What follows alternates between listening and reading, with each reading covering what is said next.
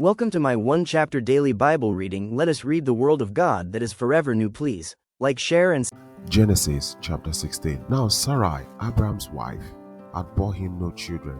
She had a female Egyptian servant whose name was Hagar. And Sarai said to Abraham, Behold now, the Lord has prevented me from bearing children.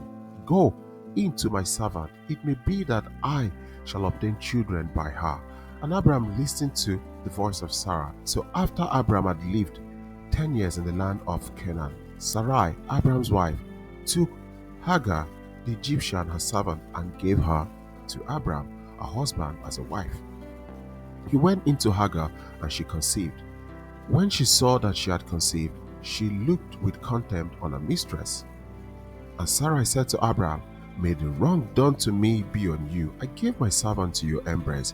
And when she saw that she had conceived, she looked on me with contempt. May the Lord judge between you and me. But Abraham said to Sarai, Behold, your servant is in your power. Do to her as you please. Then Sarai dealt harshly with her, and she fled from her. The angel of the Lord found her by a spring of water in the wilderness, the spring on the way to shore, and he said, Hagar, servant of Sarai, where have you come from, and where are you going? She said, I'm fleeing from my mistress Sarai.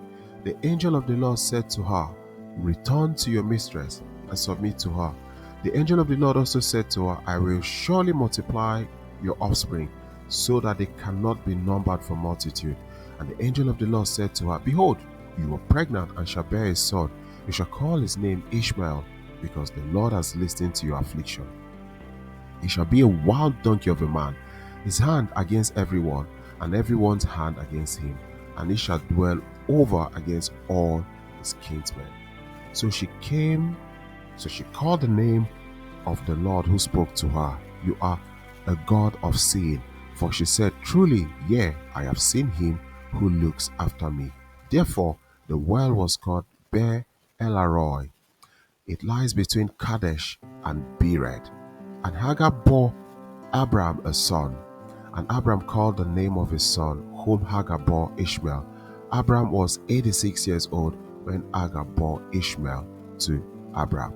So guys, Genesis 16 is about the birth of Ishmael and the resulting conflict between Sarai and Abram and Hagar, highlighting the themes of impatience, human efforts versus divine promises, and God's care and conscience. Now, when Sarai was unable to have a child, she gave her servant Hagar to Abram. The resulting factor was she was pregnant, and then came subsequent mistreatment that caused Hagar to flee.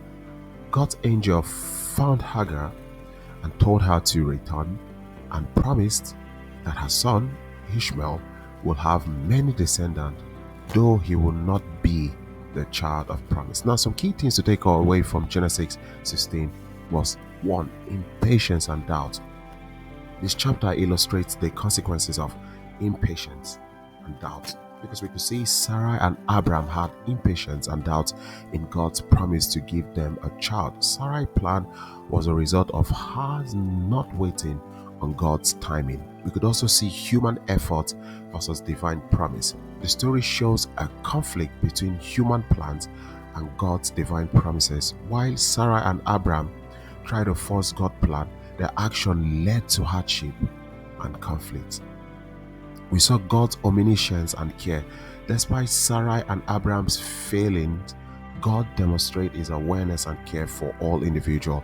The angel of the Lord finds Hagar alone in the wilderness, speaking to her and revealing his knowledge of her situation.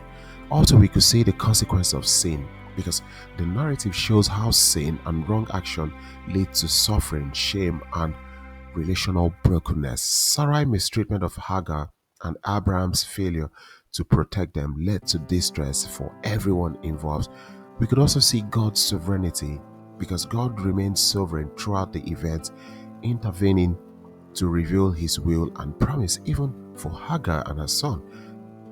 Ishmael's lineage was said to become a great nation, but he's not part of the specific covenant promise given to Abraham for Isaac. And then we could see identity and naming, because the story emphasizes the importance of identity and naming. First, Hagar names God, the God who sees me, that is El Roi, as we say, after her encounter, and this has become a place synonymous with Be La Roi, the well of the living one who sees me. So guys, on to the next chapter. Stay blessed and God bless you.